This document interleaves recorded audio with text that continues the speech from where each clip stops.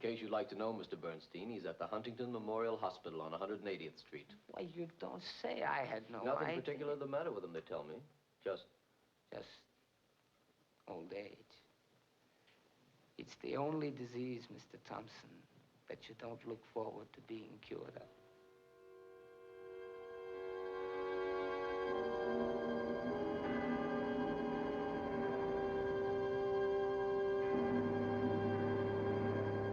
I can remember absolutely everything, young man. That's my curse. That's one of the greatest curses ever inflicted on the human race, memory. I was his oldest friend, and as far as I was concerned, he behaved like a swine. Not that Charlie was ever brutal. He just did brutal things. Maybe I wasn't his friend, but if I wasn't, he never had one. Maybe I was what you nowadays call a stooge. Mr. Leland, you were going to say something about Rosebud. A good cigar, do you? I've got a young physician here who thinks I'm going to give up smoking. No, I'm afraid I haven't. Oh, sorry. I changed the subject, didn't I? What a disagreeable old man I have become. You're a reporter. You want to know what I think about Charlie Kane. Well, I suppose he had some private sort of greatness, but he kept it to himself. He never gave himself away. He never gave anything away. He just left you a tip. He had a generous mind. I don't suppose anybody ever had so many opinions. But he never believed in anything except Charlie Kane. He never had a conviction except Charlie Kane in his life. I suppose he died without one. It's been pretty unpleasant.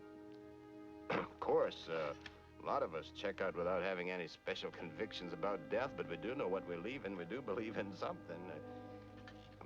You absolutely sure you haven't got a cigar? Sorry, Mr. Leland. Oh, never mind. Mr. Leland, what do you know about Rosebud? Rosebud? Oh, his dying words. Rosebud. Yeah, I saw that in the Enquirer. Well, I never believed anything I saw in the Enquirer. Anything else? I can tell you about Emily. I went to dancing school with Emily. I was very graceful. We were talking about the first Mrs. Kane. What was she like? She was like all the girls I knew in dancing school. Very nice girl, very nice. Emily was a little nicer. Well, after the first couple of months, she and Charlie didn't see much of each other except at breakfast. It was a marriage just like any other marriage.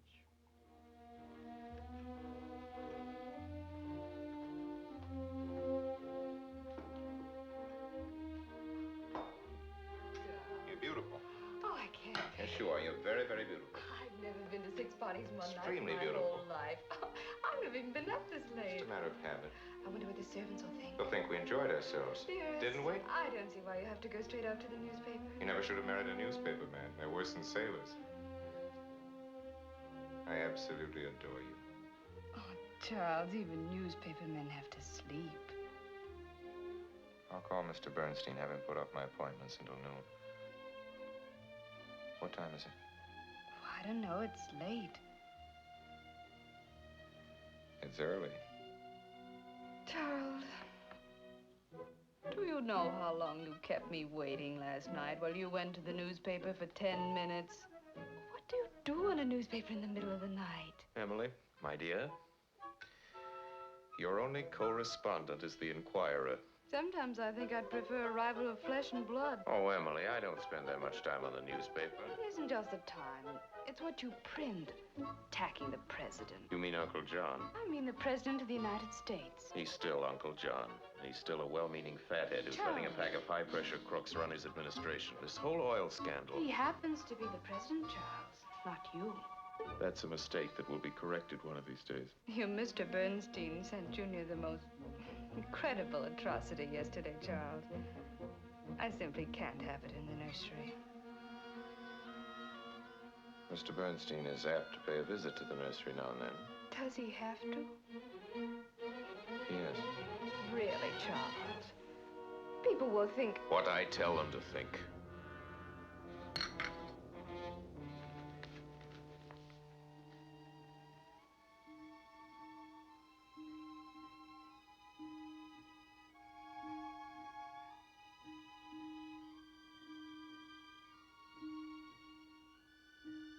Wasn't he ever in love with her? He married for love. Love. That's why he did everything. That's why he went into politics. It seems we weren't enough. He wanted all the voters to love him, too.